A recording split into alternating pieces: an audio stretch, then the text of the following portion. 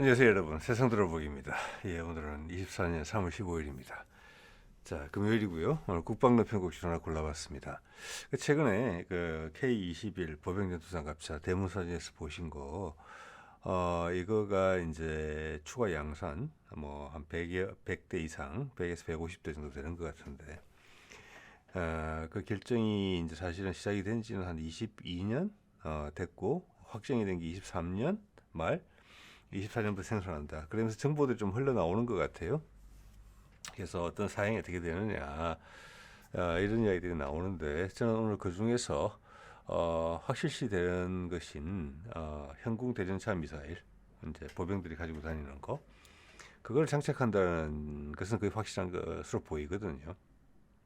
근데 그것의 사거리가 어느 정도 돼야 될까, 이런 이야기를 좀 해보고 싶어요. 예, 예, 예. 자, 이게 이제 양산 결정을 한 157회 방위사업추진위원회, 작년 12월 4일이죠.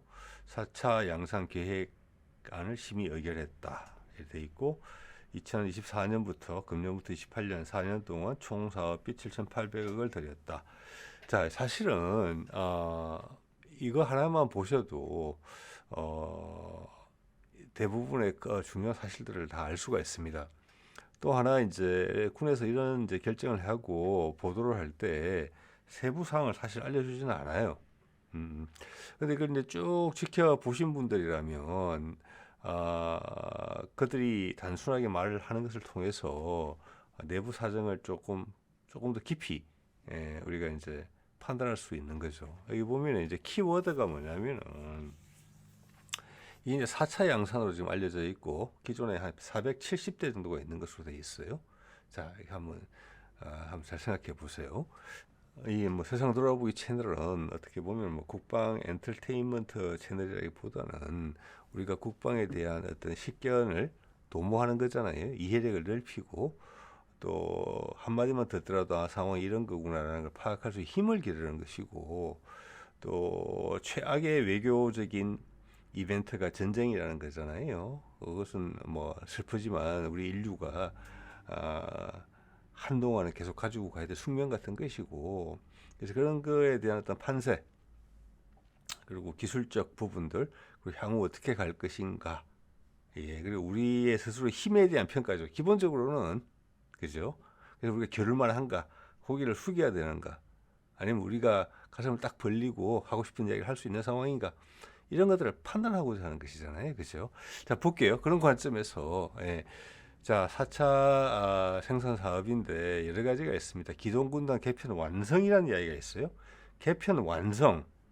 즉, 이 말은 뭐냐? 그리고 기존의 K200A1을 대체한다고 되어 있어요. 즉, 이 말은 기존의 K200A1이 지금 기동군단 3개 사단에 있죠. 거기에 일부 남아 있다는 겁니다. 자, 그것을 전부 다 K21 장갑차로 다 바꾸겠다는 거예요.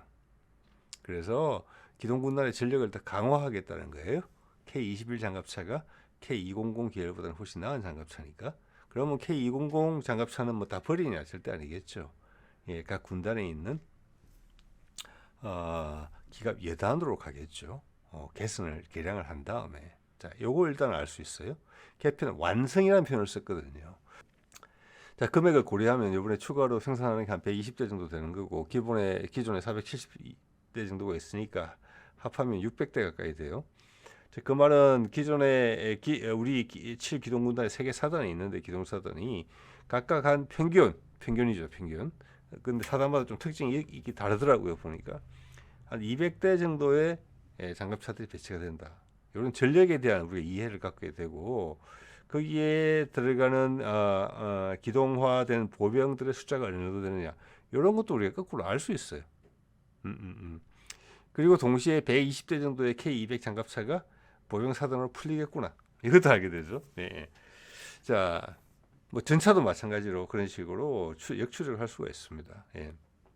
여기도 새롭게 생산되는 이제 K21 장갑차는 기존 장갑차와 좀 다른 것 같아요. 그래서 이거는 여러 가지가 복합적으로 되어 있습니다. AS-21 레드백을 우리 한화에서 방산업체에서 기술적인 성취를 이뤘고 수출도 이뤘죠.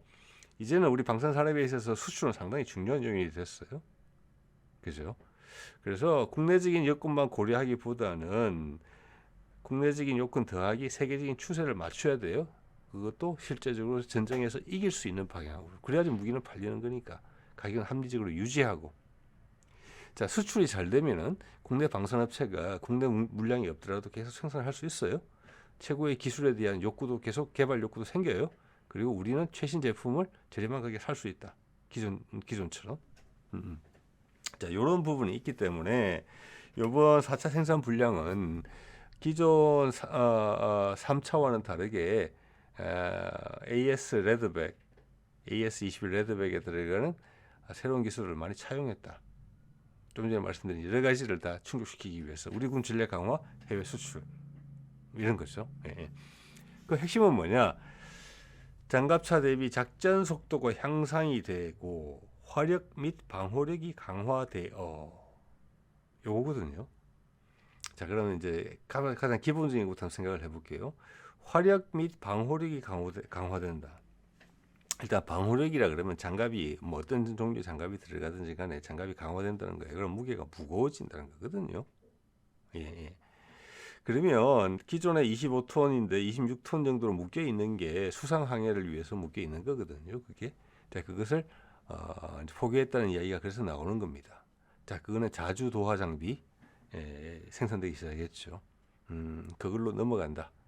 그리고 지금 7군단에도 그들의 그 군단 공병 부대에 새로운 아마 대대인지 연대인지가 창설된 것으로 제가 알고 있습니다. 새로운 공병 장비를 활용하는. 그래서 전략 전술이 바뀐 거예요. K21은 실기동군단에서 쓰고 있으니까.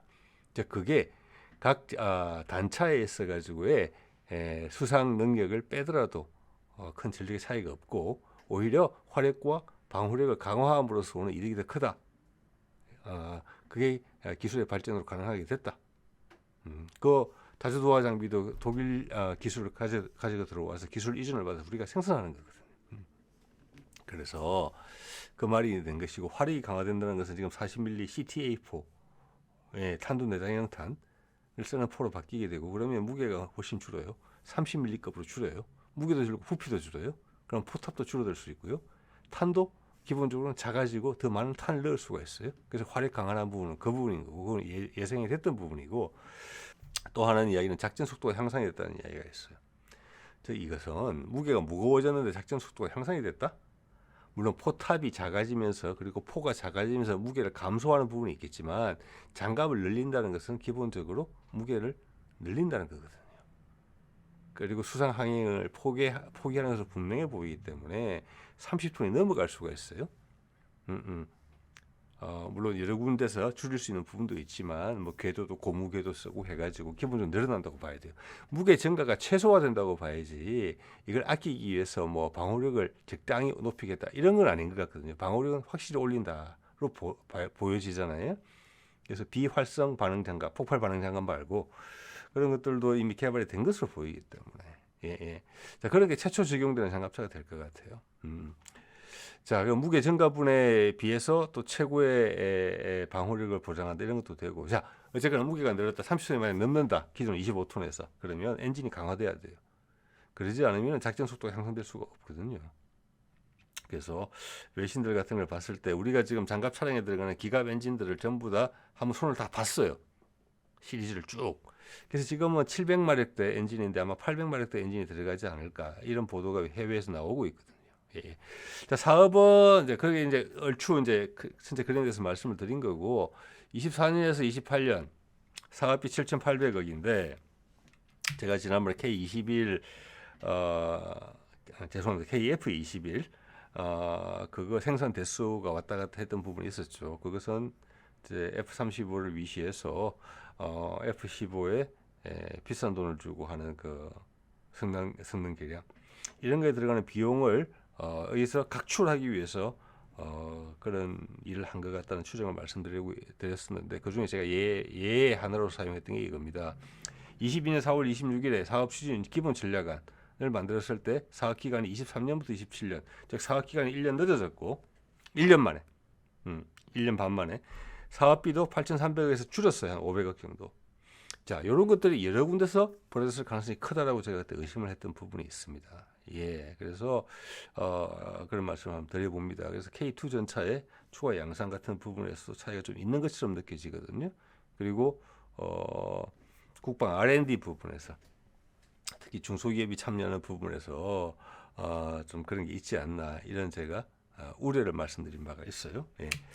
자, 우리 현궁을 보자면은 오늘 주제로 돌아가면 벌써 시간이 제법 됐네요. 예. 유효 사거리죠. 사거리가 2.5km인데 보병용으로는 근데 이거 자체도 우리나라 전장 환경에서는 2.5km 충분하지 않느냐. 보병이 이거는 가시선상에 있는 목표를 추적하는 거거든요. 왜냐하면 그들이 들여다보는 그 조준기 안에는 직선으로 나가는 거잖아요. 직선으로 2.5km밖에 저기 적전차가 보여야 되는 거거든요. 아니면 뭐 벙커가 보이든지 뭐가 보여야 되는 건데 한국적인 보병 상황에서 2.5km는 충분하다 그렇게 보거든요. 예를 들어서 청검이 사거리가 8km고 헬파이어도 그렇고 뭐 스파이크도 그렇고 뭐 대충 그래요. 그러니까 헬기가 작진하는 고도 높이 뜨면 날아다니는 표적밖에 안 되는 거잖아요. 헬기는. 그래서 나무 위에 딱 날아다니거나 아니면 산 뒤에 숨어서 모퉁이로 돌면서 작전을 펼친다고 봤을 때 작전 고도가 상당히 낮다는 걸 알 수 있어요. 헬기가. 그래서 8km 전공은 충분하다. 그런 면에서 보병 2.5km는 충분하다. 그런데 이게 이제 수출 시장에서 부딪히고 하니까 지금 제블린이나 이런 것들은 사거리가 좀 길어지고 있어요. 즉 우리가 아닌 수출 시장에서는 개활지가 많은 곳에서는 사거리가 늘었으면 좋겠다는 수요가 충분히 있을 수 있어요. 예, 그리고 또 한번 염두에 두세요. 그래서 2.5km인데 K21에다가 지금 밖에 두 발 달고 안에 뭐 갖고 다니는 게 두 발, 그럼 네 발이 되는 셈인데 기존 미사일 그대로 얹으면 되느냐? 2.5km 충분하냐? 충분하지 않을 것 같은 거잖아요, 지금. 그죠? 자, 그 이유에 대해서 한번 생각을 해볼게요.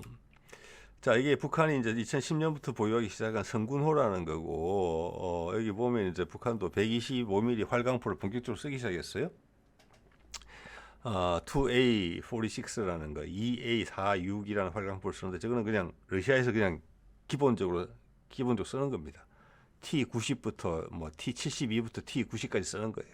우리도 T80 갖고 있으니까 제 프로 갖고 있다고 볼 수도 있어요. 아마 저 성능은 다 파악하고 있을 겁니다. 125mm 활강포예요. 46 구경장. 우리 K2 같은 경우는 120mm에 55 구경장이죠. 네. 이거의 성능에 대해서 우리가 알고 있어요. 사거리에 대해서.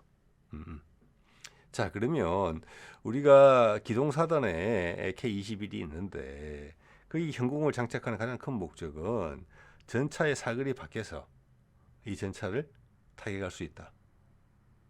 그 목적으로 가는 거잖아요.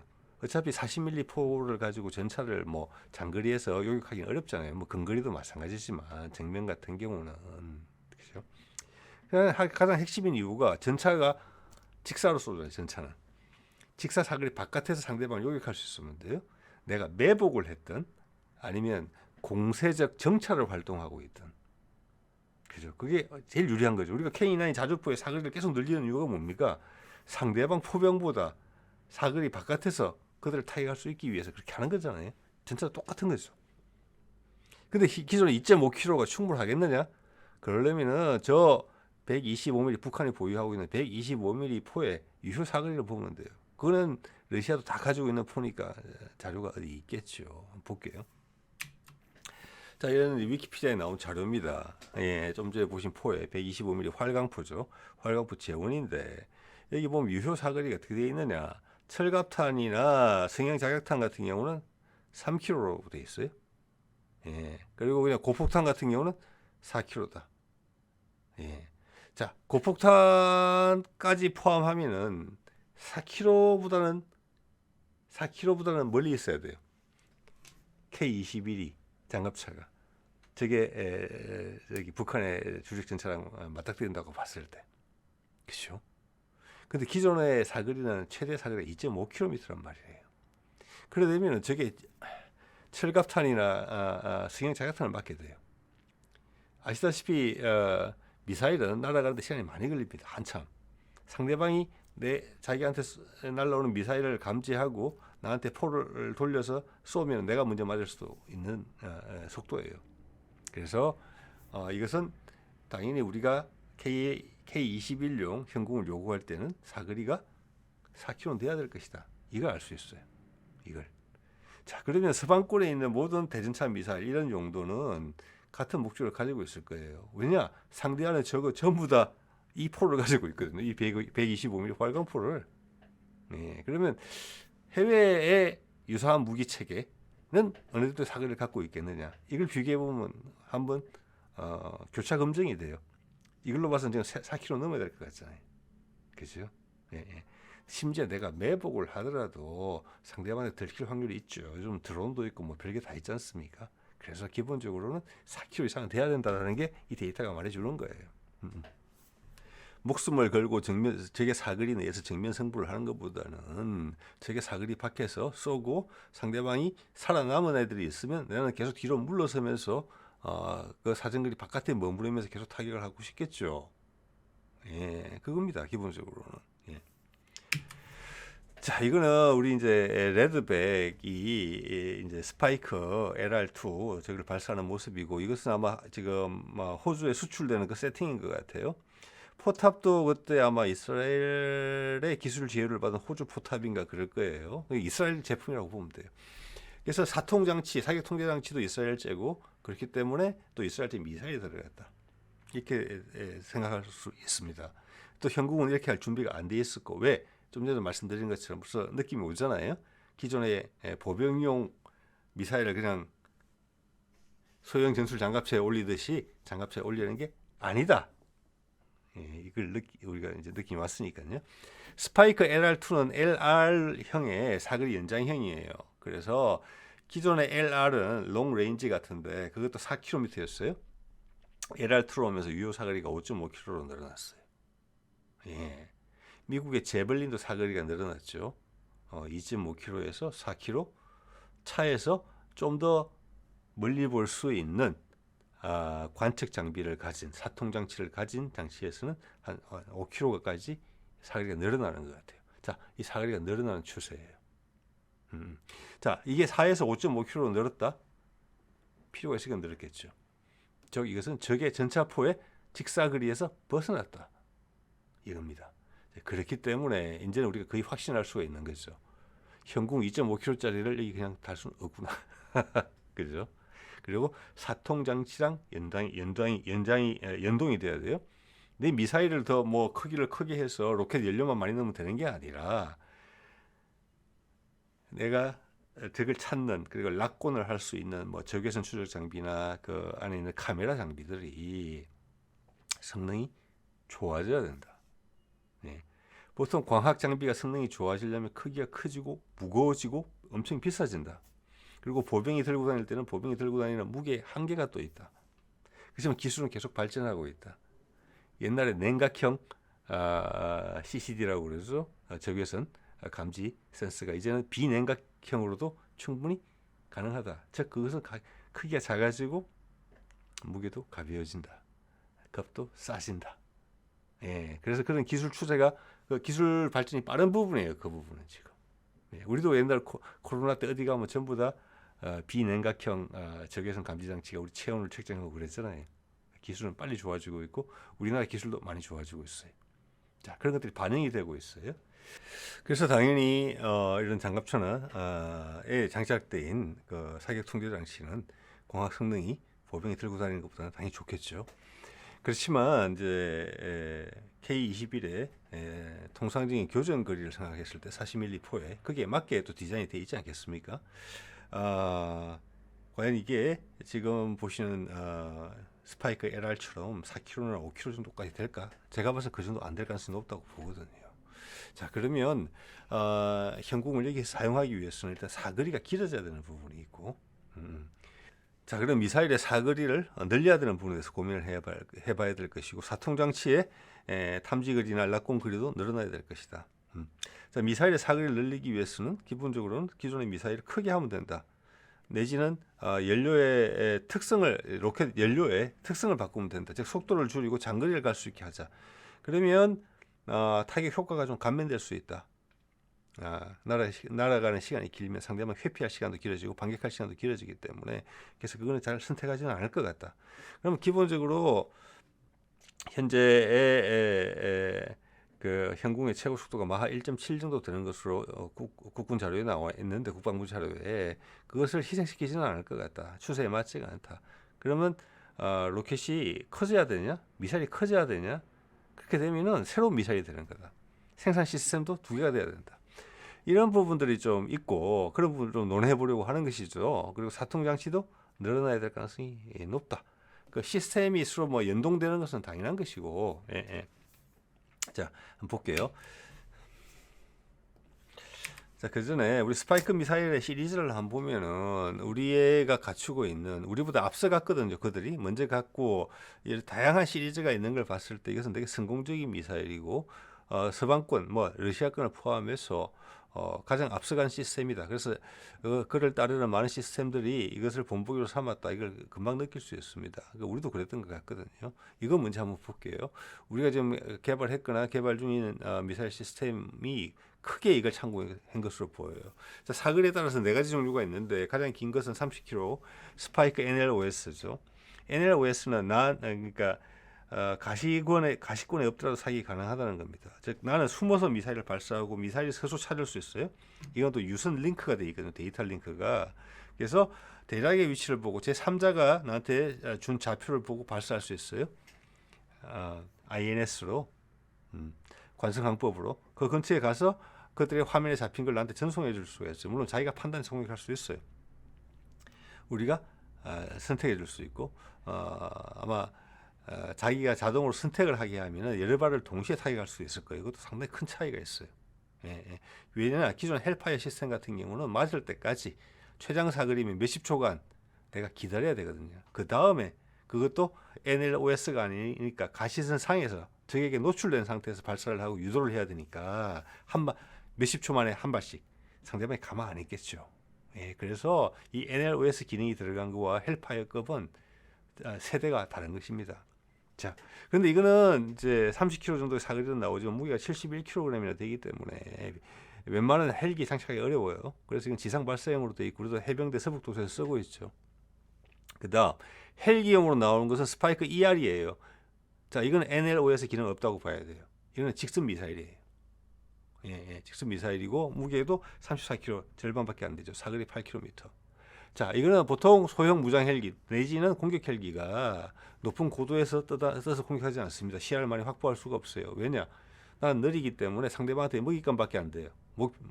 하늘 날아다니는 목표물밖에 안 되거든요. 그래서 나무 위로 딱 떠서 오른다든지 아니면 바로 숨든지 산 모퉁이 돌든지, 자, 그런 상황에서 작전을 하기 때문에 요즘에 그리고 미래에 공격 헬기들은 사거리를 많이 확보할 수가 없습니다. 그래서 8km 정도 충분하다는 거예요. 그래서 우리 청검도 사거리가 8km가 된 겁니다. 그러면 충분하다, 교전거리가. 특히 한반도에서 산이 많잖아요. 자, 이스라엘은 그렇지 않아도 8km로 선정을 한 거예요. 근데 우리는 청검을 개발함으로 해서 사거리와 크기는 스파이크 ER 정도로 선택을 하고 성능은 유선 유도를 통해서 NLOS 기능을 넣었어요. 저 두 개를 묶은 거예요. 자, 그러다가 지상용도 지금 고민하고 있단 말이에요. 그죠? 지상용에서는 차량이 거치가 될 거란 말이에요. 그러면은 미사일의 크기를 늘리는 데는 아무 문제가 없어요. 그래서 스파이크 NLOS 형태의 지상용 발사대를 만들 거다. 발사 버전을. 크기가 좀 커질 거고 사거리도 길어질 가능성이 높다. 이렇게 볼 수 있고, 지금 우리 현군과 비슷한 것은 스파이크 LR이에요.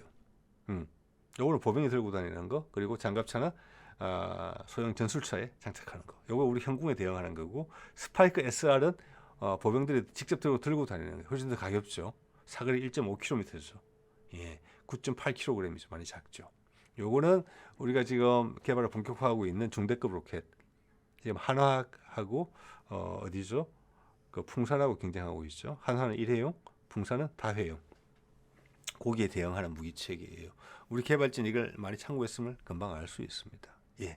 자, 그러면 제벌린의 유효 사거리를 통해서 과연 로켓이 얼마나 커져야 되나, 커지긴 해야 되나, 이걸 한번 알아볼게요.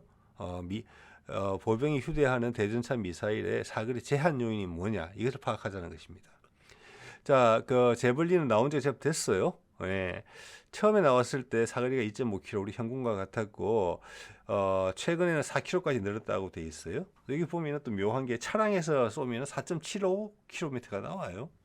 근데 이 미사일이 다르냐? 제가 깊이 있게 알 수는 없습니다만 위키피디아의 자료를 봤을 때 미사일의 최적의 변화가 없어요. 거기 내용을 읽어보더라도 뭐 로켓 연료가 바뀌었다 이런 내용이 없어요. 이것의 제한 요인은 뭐냐? 조준기에 있더라고요.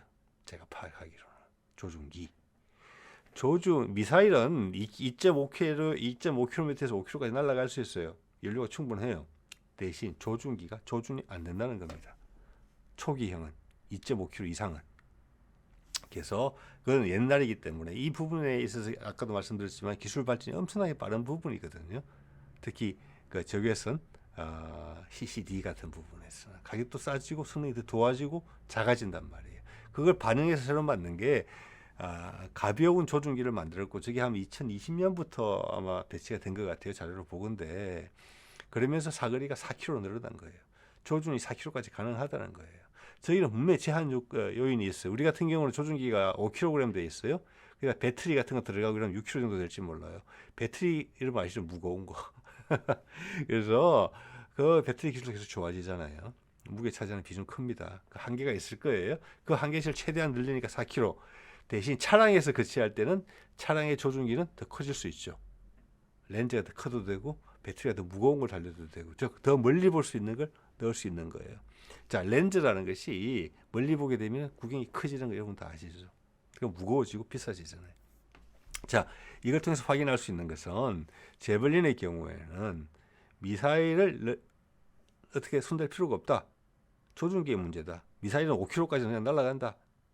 제가 봤을 때 이것은 현궁도 그럴 것이다. 현궁의 제한 요인도 조준기일 것이다. 이런 생각이 드는 것이죠. 예. 자, 이거는 제벌린의 조준기가 신형 조준기에 대한 설명이에요. 크기가 전체 체적이 35% 작아졌고 무게는 50%나 가벼워졌다고 그래요. 그래서 더 이상 우리가 뭐 기존 경쟁 시스템보다 얼마나 가벼워졌다 조준기 요거까지는 말할 거는 아닌 것 같아요. 현궁이 무게는 가벼워요. 제벌린보다 제가 봤을 때는. 네. 경쟁 모델이잖아요. 그래서 사거리 문제가 이미 나오고 있는 거예요. 우리나라 같은 여건에서는 2.5km면 보병이 충분하다고 보는 거예요. 개발자가 별로 없잖아요. 그런데 국내 방산업체가 국내 군단만 하는 세상이 지났잖아요. 해외에서 팔려야 돼요.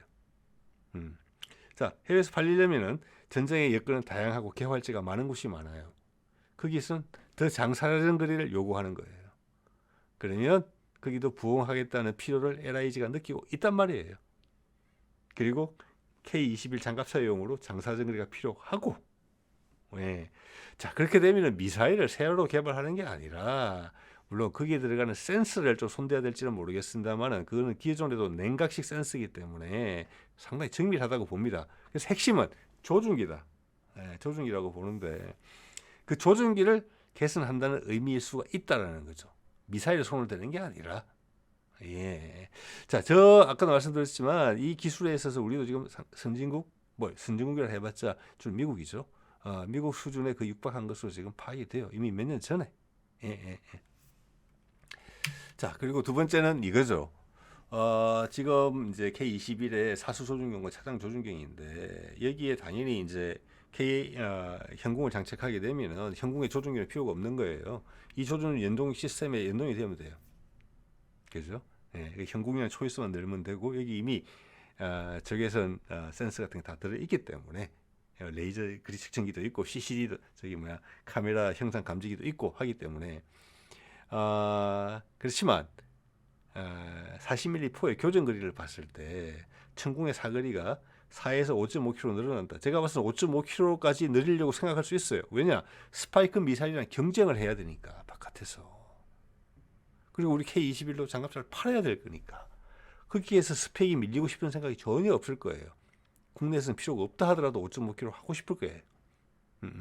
그러면 어차피 지금 사수 조준경하고 차장 조준경이 이제 업그레이드 되는 것으로 되어 있어요. 어차피 다 국산화가 됐기 때문에 이거는 전차에 들어가는 거나 장갑차에 들어가는 거나 거의 같다고 봐야 되거든요. 그러면 최신 사통 장치 갖다 넣으면 돼요. 예, 따로 개발할 필요 없이. 거기다가 현궁 연동만 시키면 되기 때문에 이건 큰 문제 없다고 봅니다. 예, 그러면 이거의 사거리가 락곤을 탐색은 당연하고 락곤까지를 한 5km 이상이 돼줘야 되는 거죠.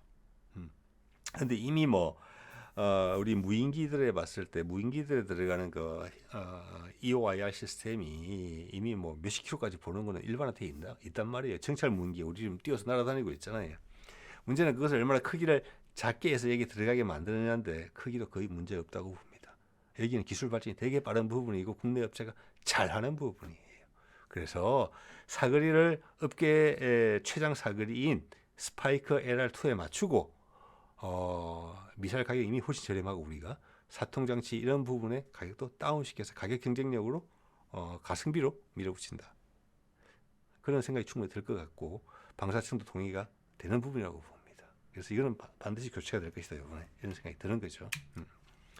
자, 그래서 거기에 대한 현재 사통장치의 성능에 대해서 나무위키에 나온 내용을 설명드리겠습니다. 이거는 뭐 군에서 발표한 자료가 아니라서 참고만 하시면 되는데 대충 이해가 가요. 사격 통제 시스템이 탐지 거리가 6km, 식별 거리가 3km예요. 식별 거리가 중요한 거겠죠. 예, 3km가 돼야지 저게 야간 주간이 다를 수도 있는데 우리는 주야간 막론하고 5.5km는 돼야 된다 이런 목표를 가지고 있을지 몰라요. 2배 가까이 되잖아요. 그러면 그래서 이거는 개선이 돼야 된다. 그래서 지금 가장 최신의 것은 아마 K2용으로 개발된 그런 부분이 있을 거예요. K2용으로. 예. 자, 그게 손을 안 대고 그냥 쓸 수 있을 정도인지 그것까지는 알 수는 없습니다만은 개선을 한다면 거기 바탕을 두고 개선을 하리라고 봐집니다. 예. 그리고 또 하나 우리가 스파이크 스파이크 LR과의 경쟁 분위기를 감안하면은 이게 레드백 시연하는 장면이거든요. 그 내부에서 지금 스파이크 미사일을 발사한 상태고 일단은 시현기 LCD 패널이 2개라는 게 있어요. 이게 의미하는 바가 뭐냐? 전 최근에 코넷 미사일을 소개할 때 러시아군이 코넷 미사일을 차량에 거치하고 쏠 때 거기 있는 LCD 패널도 2개가 있었어요. 그리고 코넷 미사일의 차량 거칭의 특징이 뭐냐? 2대를 동시에 공격할 수 있다 했어요. 예, 즉 목표 2개를 동시에 공격하고 각각의 미사일 2개씩 날린다. 그게 러시아군의 교전 방식이었고 그때 파괴된 M1 에이브람스 전차도 미사일 2발을 맞았어요. 네. 그러면 레드백 이게 크게 참고가 될 거잖아요. 4차 양산형은 앞에 장갑차랑 완전 다른 장갑차예요. K21이 그러면 우리도 이런 기능을 넣으려고 할 것 같아요. 저게 사거리 완전히 바깥에서 우리는 저걸 다 관찰할 수 있어요. 저건 아무리 포를 쏴도 날 못 맞춰요. 저게 전차는. 예. 근데 저기 뭐 일개 소대면 3대 올 거잖아요. 북한군 같으면 우리나라 같으면 일개 소대면 4대고 전차가 그렇게 움직인단 말이에요. 그걸 동시에 타격하고 싶을 것 같단 말이에요. 한 대당 2발씩 쏠 것까지는 모르겠습니다만은 이 LCD가 2개 있는 걸 봤을 때는 2대를 동시에 공격할 수 있는 그 역량을 갖고 있는 게 아닌가 이런 생각이 들어요. 그리고 이 LR2는 보병이 들고 다니는 거하고 장갑차에 거치하는 게 기능이 달라요. 여기에 NLOS 기능이 들어있어요. 여기는 예, 무선으로 해요. 유선이 아니고 거리가 멀지 않기 때문에 사거리가 5, 6km 정도이기 때문에 이건 무선 데이터 링크가 있는 것 같아요. 그래서 지금 화면에 보이는 그림이 미사일의 센서가 지금 보고 있는 그림을 전송한 거예요. 예, 장갑차로. 자, 그러면 기능이 훨씬 다재다능해지거든요. 나는 숨어서 쏠 수 있는 거, 완전히 매복이 가능한 거예요. 나를 미사일 발사를 노출시킬 필요가 없는 거예요. 제3자 특공대가 파견한 거, 내지는 무인기가 감지하는 거, 다른 정찰 자산에 의해서 나한테 주어진 좌표만 가지고 공격이 가능하다는 거예요. 똑같은 스파이크 LR 미사일인데 보병용은 그 기능이 없어요. 그건 근거리 교전용이고 장비가 복잡해져야 되잖아요. 그러면은 레이더도 레이더 송수신 장비도 있어야 되는데 근데 장갑차에서는 덩치가 크고 그런 장비를 실는데 부담이 없잖아요. 물론 가격이 비싸지겠지만. 그래서 NLOS 기능을 넣은 거예요. 여기. 그러다가 동시에 몇 군데를 타격할 수 있다. 예. 이미 우리도 뭐 데이터 링크는 다 돼 있으니까 네트워크 전장이잖아요. 그거는 어렵지 않다고 봅니다. 다른 자산과 내가 미사일이 떨어졌으면 내 좌표를 다른 장갑차에 보낼 수 있어요. 뭐 그런 거는 이미 기본으로 깔려 있다고 봅니다. 그래서 시장의 경쟁자가 이런 가능을 가지고 있는 것으로 보이거든요. 무선 데이터 링크를 가지고 있다. 그래서 NLOS 기능, 비가시선 교전 능력을 갖고 있다. 이러면 생존성이 엄청나게 좋아지고 우리 같은 환경에서 매복을 한다 이러면은 적 전차한테는 치명적인 타격을 줄 수 있는 거예요. 사거리 바깥에서. 예, 이런 것도 등장할 가능성이 있다. 의외로 국방과학연구소하고 LIG가 바쁠 수가 있다. 현궁을 K21 장갑차에 설치하기 위해서. 이런 생각을 해볼 수도 있어요. 그래서 다른 나라 유사한 사례를 한번 보면은 이게 러시아의 스피어라는 포발사 미사일인데 옛날 미국 같은 경우 쉐리단 전차용으로 이런 게 있었지만 뭐 활성화되지 못했고 유일하게 러시아만 이걸 쓰고 있는데 이번 우크라이나전에서도 이 미사일을 통해서 4.4에서 5km 정도 거리 떨어져 있는 M2 브래들리 장갑차를 T-90 전차가 파기하는 그런 장면을 제가 본 적이 있습니다. 이게 아음속이기 때문에 날아가는 시간은 한참 걸렸을 거예요. 그래서 미래 전장에 바람직한 그건 아닌 것 같아요. 속도가 일단 느려요. 속도가 느리고 이거는 또 뭐랄까 빔 라이딩이거든요. 즉 전차의 사통 장치가 가시선상으로 레이저 광선을 계속 쏴줘야 돼요. 몇십 초간. 예. 몇십 초 될 겁니다. 30초 될 수 있어요. 한 10초에서 20초 정도 될 수 있겠어요. 0.8 이 정도 되는 것 같거든요. 속도가 최고 속도니까. 예. 그동안 나를 노출시켜야 돼요. 상대방이 회피할 수도 있죠. 가는 거리 내가 발사한 걸 알게 되면 특히 요즘은 뭐 우리 한국군 전차나 보병 전투 장갑차 같은 경우에는 레이저 경고 장치가 다 있기 때문에 상대방이 나한테 레이저를 쏘면 당연히 알죠. 삐뽀 난리 나는 거죠. 뭐 연막 차장 자동으로 나오는 거고 그게 소프트킬 능동 방어 체계잖아요. 그래서 이거는 향후 뭐 얼마나 오래 살아남을지는 모르겠습니다만 그렇게 효과적이지는 못하다. 효과적이지는 그렇지만 전차 사거리 밖에 있는 목표를 타격하고 싶은 욕구가 반영된 것이다 이렇게 볼 수 있어요. 예. 자, 북한은 이런 게 있죠. 얼마 전에 보여드린 건데 신형 전차죠. 2021년에 등장한 거니까 성군호 이후고 이거 125mm 활강 보포는 똑같은 것 같아요. 이 차들이 이제 이 전차들이 지금 미사일을 장착하고 나왔는데 코넷 미사일 같거든요. 예. 그래서 코넷 미사일은 이게 초기형을 지금 국산화한 것으로 보인단 말이에요. 북한이 이거 위협적이죠. 엄청나게 우리한테 우리 아군의 모든 전차를 관통할 수 있습니다. 이거 예, 바로 맞으면은 초기형 같은 경우 사거리 5.5km예요. 이건 것 같아요. 지금 봤을 때 8km는 지금 등장한 지가 얼마 안 됐어요. 코넷 EM이라는 건데 그거는 그래서 5.5km짜리인 것 같은데 전차포 사거리보다는 길잖아요. 이것도 레이저 빔 라이딩이에요. 레이저 빔을 계속 쏴줘야 돼요. 그래서 우리한테 회피할 수단은 분명히 있어요. 그래서 우리나라 모든 전차들이 이거 다 가지고 있는 거예요. 이 기능은 장갑차도 가지고 있을 거예요. 안 그러면 우리는 죽으니까. 적 전차가 이걸 쏘면은 레이저를 계속 우리한테 쏴야 되니까 자동으로 삐뽀 우리는 도망가야 되는 거죠. 아니면 숨거나 연막차단 발사하거나. 그래서 북한은 또 이런 식으로 대응을 하고 있다. 자, 오늘은 우리 현궁 미사일을 K21 장갑차에 그냥 장착한다는 게 단순한 문제가 아니다. 핵심은 사거리가 길어져야 된다. 또 사거리가 길어지기 위해서는 이러저런 방책을 강구해야 된다. 그리고 또한 이제 기존의 한국 무기체계라는 게 더 이상 국내용이 내수용이 아니라 해외 경쟁력을 확보해야 되기 때문에 현재 해외 최신 미사일로 보이는 이스라엘 라파엘의 스파이크 LR2 그거와